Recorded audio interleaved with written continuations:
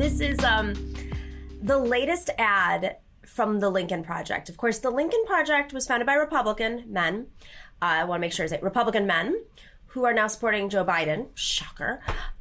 Because, it's for the good of the nation, because Joe Biden's, much more distinguished and, knows how to talk to humans, at least a little bit better than Donald Trump. So they have put out an ad, really supporting the Biden-Harris ticket. Can we play that ad real quick, Dorsey? Imagine a young girl looking in the mirror, searching for role models in the world to give her hope that one day she too can make a difference. Now imagine how she feels when she watches women being verbally attacked. What a stupid question that is. What a stupid question.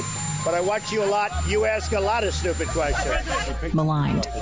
And this monster that was on stage with Mike Pence, who destroyed her last night, by the way. But belittled. I'm not thinking, Mr. That's President. okay. I know you're not thinking. You never do. I'm sorry? Harassed. Blood coming out of her, wherever. Insulted. And I'd look her right in that fat, ugly face of hers. I'd say, your daughters are listening and absorbing that message right in front of your eyes. Now imagine a different future for her. A future with a president who doesn't just value a female voice, but chooses one to be his right-hand woman. A strong woman. A woman with compassion. A woman unafraid to take on a bully. And I want to add, Mr. Vice President, I'm speaking. I'm speaking. A woman who not only believes in the American dream, she embodies it. Imagine that little girl in the mirror, because that little girl is yours. And your actions on November 3rd will define who she sees. Vote for change. Vote for her. The Lincoln Project is responsible for the content of this advertising. All right, so this ad, we know who it came from, but I guess my question is, do you think this is barring everything else that's part of this election, is this going to move the female voters that may have voted for Trump? Is that who this is geared towards? I'll go to Jamie first. Honestly, I don't think it would really sway anybody, that ad, with the ones targeted at Trump that voted for Trump, because I feel like they voted for him. Well, because they consider themselves feminists, but I don't really think they are. But for them to really change their mindset of whether to vote for Biden or not, they themselves don't see anything wrong with the way he talks to women. Right. That's an interesting point. You have obviously two men who have interesting and verifiably complicated histories with women and how they deal. Obviously, Trump was way worse. Let's just make that very clear. But I guess the question is what's the message to win the independent woman if that's what they're trying to win? Kate, you've been in messaging on presidential races. How would you message that ad? Look, you're on mute, Kate.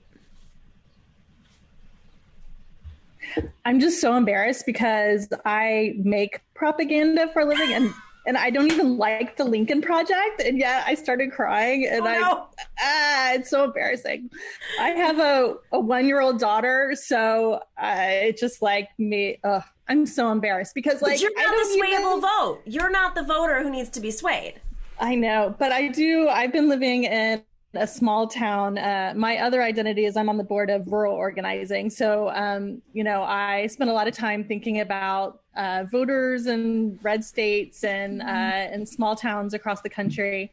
And, there are certain values that everybody holds on the left and the right. And I think that if you get at people, you just start talking to them about their family. And I know women who are my neighbors in that small town who voted for Trump, who have daughters.